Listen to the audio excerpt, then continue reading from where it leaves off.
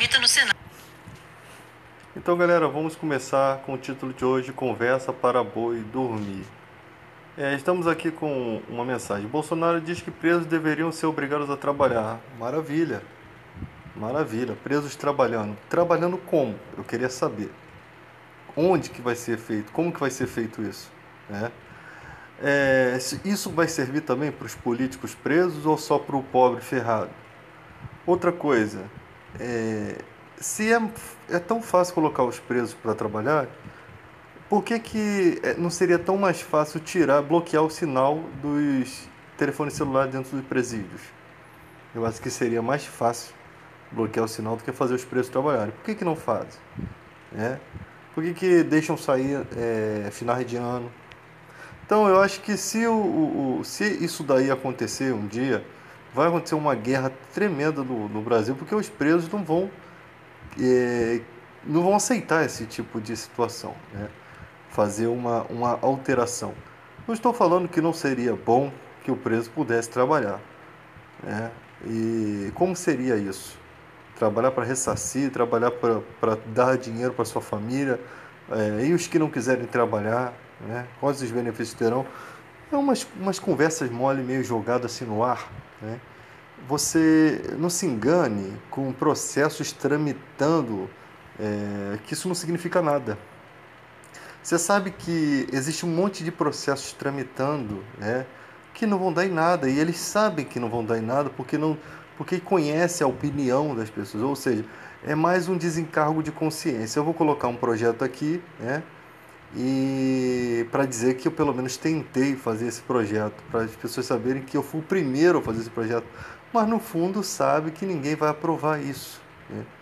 E vamos supor que isso fosse aprovado. Eu gostaria de ouvir a opinião de especialistas sobre esse assunto, mas não especialistas partidários. Eu queria que tivesse uma mesa com várias pessoas importantes para falar sobre isso, né? É um país que não conseguiu nem manter as UPPs nas comunidades, agora vai tentar mudar todo o sistema carcerário para fazer os presos trabalharem. Como seria isso? Tiraria o preso da cadeia, colocava ele numa empresa. Isso seria magnífico, né? E seria magnífico se houvesse um incentivo, né, para o preso. Mas, gente, a gente não cuida nem do cara que não está preso aqui fora, nem do trabalhador que quer ter uma vida melhor. Se você pensar em dar uma vida melhor para os presos, vai ter gente querendo entrar para a cadeia só para ter essa vida melhor. Porque tem gente que vive melhor na cadeia do que aqui fora. Aqui fora o cara, ele vive a Deus dará, catando latinha, no desespero da vida. Lá dentro ele tem comida, ele só não, tem televisão, ele só não tem a liberdade, mas aqui fora, tem gente lá dentro que está melhor do que aqui fora. Isso daí tem gente que pensa dessa forma. Ainda tem maluco, assim, eu fico imaginando um calor desse de 40 e poucos graus, como que deve estar aquela galera lá. Porque você tem presos de pequenos delitos, né, que não merecia estar sofrendo tanto por um delito tão pequeno, né? Então, galera, as pessoas pensam que preso é preso, mas quando se trata quando é alguém da nossa família, quando uma coisa, um crime de baixa periculosidade, não foi o cara não assaltou uma armado, o cara não estuprou, o cara não matou. Às vezes o cara fez um furto no supermercado, né? Uma coisa que muita gente já fez quando era novo. Quem nunca roubou nada no supermercado que atira a primeira jujuba, porque eu o que mais fazia era pegar coisa no mercado quando eu era pequeno, né? E muita gente já fez isso. E coisa de criança, coisa de jovem mesmo. Isso daí se misturando com mais companhias, a gente acaba indo por esse caminho. Agora, tem gente que diz que nunca fez nada disso, né? Olha, você deve ter sido educado, seu pai deve ter sido José e Maria, para você nascer um Jesus Cristo tão santinho assim. Porque todo mundo tem seus erros, né? Acho meio impossível de você não ter esses erros. Então é meio que uma coisa meio que surreal. Vamos esperar para ver o resultado.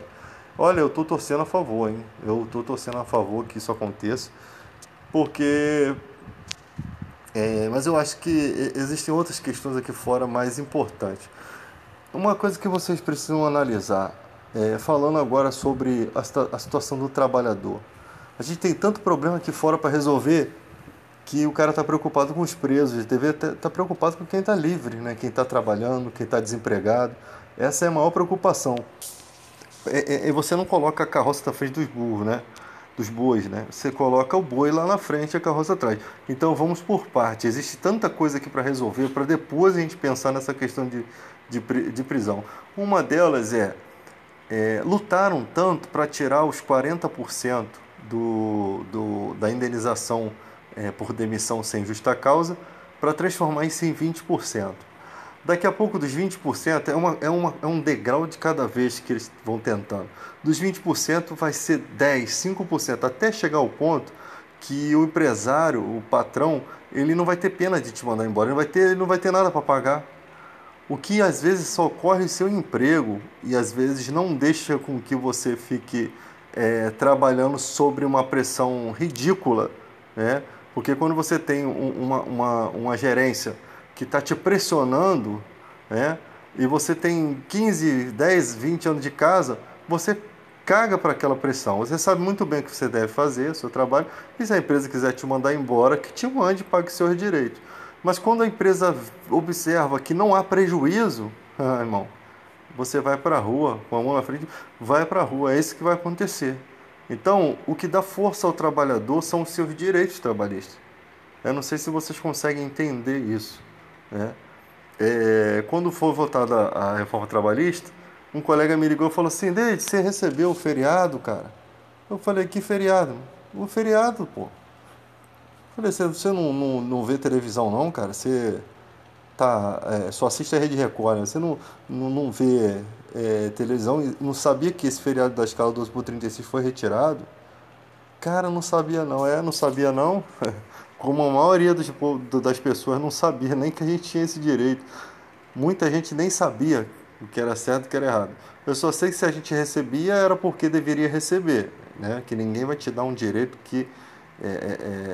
se você não tivesse esse direito, isso não existiria. Ninguém vai te dar uma coisa que não existe direito para isso. E se você perde direito e fica calado, você está consentindo. Então eles vão só nutrindo, né? É só vitória, é só vitória. Eles devem se reunir para comer uma pizza e dizer: ó, nós tivemos uma grande vitória. É menos X, porque se você tem que pagar o feriado de uma folha de pagamento, imagina aí de uma empresa com 500 pessoas, você imagina o valor que eles tiveram de lucro. E só o trabalhador que toma na tarraqueta, né? O empresário não perde nada. Porque eles ficam nessa tecla de que é muito difícil ser empresário, é muito difícil ser empregado também. O empregado, ele chega no trabalho dele e não tem a liberdade de sair para tomar um café, de almoçar, como o patrãozinho tem não. O patrão, ele a hora que quiser, ele, ó, assume aqui que eu tô indo. Vou fazer isso, vou fazer aquilo, vou pegar uma mulher ali. Vai o empregado fazer isso. O empregado ele não tem esse direito. Então o patrão fala: eu trabalho muito. Pô, se você trabalha muito, eu imagino como é que deve ser o trabalho, os seus empregados trabalhando. Porque se o senhor trabalha muito, eu não sou aqui contra o empregador, não, gente. A questão não é ser contra o empregador. O empregador, a gente tem que ser grato por eles existirem. Mas a gente também tem que lutar pelos direitos os nossos direitos trabalhistas. Entende? O que você pode fazer para que o seu empregador ele tenha sucesso? Seu empenho.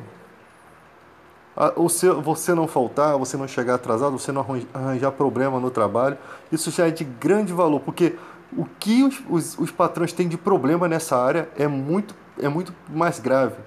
Coloca um cara para trabalhar, o cara não vale nada, o cara tá ali só passando hora e depois tem que demitir esse cara, e o patrão já comprou o uniforme pro cara, em menos de um ano ele já está demitindo o cara, em menos de 3 meses está demitindo o cara. O patrão já teve o prejuízo do uniforme. Isso tudo a gente entende, né?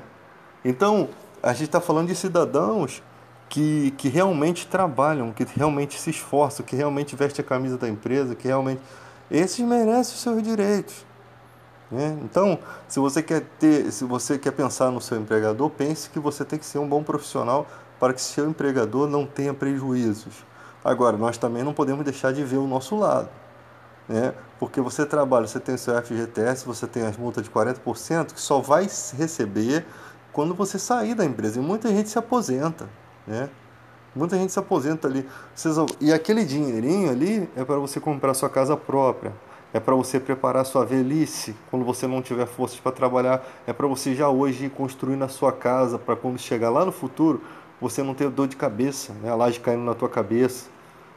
Você não ter, você ter como deixar alguma herança para os seus herdeiros. Você ter como pagar o estudo dos seus filhos, né? Então, pensar no nosso direito não significa que você é contra o empregador, né?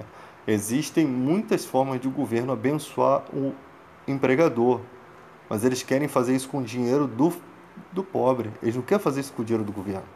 Eles não abrem mão dos impostos. Eles não têm planejamento de auxílio, né? De redução de impostos para os patrões que dão um plano de saúde para os seus funcionários. É, um, então o próprio governo ele não tem essa, ele não quer saber disso. Ele quer saber de o quê? De tirar do pobre e acabou.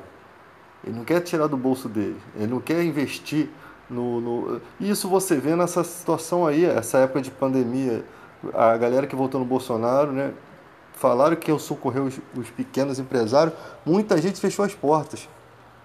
Um governo que não tem. Primeiro que ele não tem um planejamento. Os micro e pequenos empresários tinham que ter já de agora um seguro, né? Um seguro para esse tipo de coisa. Ou seja, deu esses problemas, o cara tem um seguro que vai cobrir as despesas dos seus funcionários e vai segurar a empresa para que passe aquele momento de crise. Então é tudo falta de planejamento. É tudo falta de planejamento. E aí você tem os bancos se aproveitando dessa situação, fingindo, né, que os bancos são os únicos que não têm falência nenhuma, fingindo que vão socorrer, né, botam lá propaganda, ó, vem que aqui você é bem-vindo, mas na verdade quando você chega lá é uma arapuca. Isso é para endividar o cara que já está lascado. Então aí você vê que o Brasil não tem uma direção, não tem um direcionamento. E essa culpa não é do trabalhador, não. Não é do pobre, não. E esse encargo não é do pobre, não. Isso aí é falta de governabilidade. E você pensa que dá para mudar isso, gente? O sistema político ele está totalmente imundo. A era digital está trazendo à tona algumas coisas, mas a gente vai ver muita coisa ainda. Tem muita coisa para ser desenterrada nesse país. Tem muita coisa. Muita coisa. Eu acho que quando você começar a ver os benefícios dos políticos sendo cortados, o foro privilegiado ser cortado, a ficha limpa realmente valer, porque a ficha limpa é igual a Marinha da Penha. Você tem 15, a mulher tem 15 papel, mas entra na pancada todo dia e ela vai lá para pegar o 16º papel, porque o papel parece que é um desencargo de consciência, mas não protege de nada. Então a ficha limpa é a mesma coisa. O cara tem ficha limpa, tem ficha limpa. Tudo bem, tem ficha limpa, mas e as coisas que ele faz errado com o dinheiro público? As má gestão. O cara tem que ser responsabilizado, entendeu? Por gerir mal o dinheiro público. Então isso não acontece. Olha quanto tempo a Polícia Federal demorou para desbaratear o PT, alguns outros políticos de outros partidos, que não é só o PT, né? Olha quanto tempo. O PSL eles nem falam mais nada. É mais sujo que o pau de galinheiro, mas se calaram. Mas olha quanto tempo eles demoraram. Foram 16 anos, né? E aí você percebe que não há um trabalho preventivo da Polícia Federal. Ou seja, o cara meteu a mão no dinheiro público, quem é que tem que fiscalizar? O Tribunal de Conta do seu respectivo, se for o governo, né? Ou for o Tribunal de Contas do governo ou da Prefeitura. Você vai lá no Tribunal de Contas, as contas estão aprovadas, mesmo com toda ilegalidade. Então, o próprio fiscalizador não é fiscalizado. O próprio fiscalizador está corrompido. Então cabia à Polícia Federal fazer esse levantamento antes de eles roubarem. Mas não, eles deixaram roubar. Porque eles gostam de questões cinematográficas. Eles precisam mostrar que eles ganham uma parte desse dinheiro também. Esse dinheiro também vai para fortalecer a Polícia Federal. Então eles deixam a coisa acontecer. Infelizmente, o nosso país não tem um trabalho de prevenção a isso. Você chega hoje nos hospitais, tem um montão de gente internada. Vai ali no Olivério, né, em Realengo, quantos ar-condicionado falta ali dentro daqueles leitos? Num calor infernal, que você sabe que é perto de Bangu, né? Você sabe que Bangu, aquela área ali, Padre Miguel, Bangu é o lugar mais quente do Rio de Janeiro. Um dos lugares mais quentes. Você tem hospital com pessoas internadas sem ar-condicionado. E as pessoas têm que levar o ventilador de casa. E você sabe que não dá vazão. Você imagina a pessoa tomando antibiótico. Quantos pacientes estão morrendo nesse momento que eu estou fazendo esse vídeo por conta do calor? Dentro do hospital elas estão morrendo. Imagina um cara que está com coronavírus lá, esperando uma intubação, com problema de falta de ar e nesse calor miserável. Vê se alguém vai lá fiscalizar. Vê se alguma autoridade vai lá fiscalizar. Vê se tem alguma auditoria lá. Vê se tem alguém onde você possa reclamar e ser ouvido. Não tem. Isso na era da informação, gente. Qualquer governo, escuta o que eu estou falando, qualquer governo realmente sério ouviria todas as reclamações de um paciente, dos parentes do paciente, ouviria e apuraria. Nós estamos mandando agora os coordenadores do hospital para ver por que esse ar-condicionado não está funcionando. Ia lá, ó, está acontecendo isso. É falta de verba? É falta de vergonha na cara das pessoas da manutenção? É falta de peças? É má gestão do diretor do hospital? Você não tem essas respostas. Quando você começar a ver isso acontecendo, essas melhorias, aí sim você vai falar assim, pô, o Brasil tá melhorando. Então, se vocês estão preocupados com a situação do preso, vamos se preocupar com a saúde. Vamos se preocupar o básico e o essencial, o fundamental, que é a saúde. Eu sempre falo, cara, roube qualquer área, não é bom, não é certo roubar, mas não roube da saúde, cara. Não roube da saúde, porque é um genocídio. Eu acho que o crime para quem rouba dinheiro da saúde tinha que ser crime hediondo. Tinha que ser, gente. Para que vai roubar, uma hora que pegar também, filho, vai ser doído. Vai receber o castigo. O povo está muito à vontade, né? Então, gente, vamos lutar. Estamos na era do diálogo, né? Conhecendo ainda um pouco das sujeiras do nosso país e toda reclamação que você faz, toda a sua indignação, seja quem seja o seu representante político, isso é importante, porque isso faz uma democracia forte. Tá? Mas não tenha vergonha de ter quebrado a cara em apoiar o seu candidato quando você vê que ele é desonesto. Não tenha vergonha. Saiba tenha coragem de reconhecer que errou. Porque o que falta também, o que faz eles nos manipular é essa falta de coragem de muita gente de reconhecer publicamente que errou. Vocês têm essa dívida com a população brasileira, porque o patriotismo é isso daí. É quando você reconhece o seu erro, né? Muda a sua opinião por eu errei, eu apoiei fulano de tal e eu me arrependi porque eu vi que realmente não dava para ter isso. O pior é que tem gente que vê a desgraça acontecendo, mas porque fez toda aquela palhaçada no Facebook, continua mantendo até o fim a opinião errada, mesmo sabendo. Eu sei que tem gente que não sabe ainda, que está alucinado ainda nas coisas, mas tem gente que sabe, que vê todos os dias. Mas ele consegue enxergar coisas boas até no capeta, mas ele não consegue olhar para Jesus Cristo e ver coisas boas. É exatamente o que está acontecendo aqui.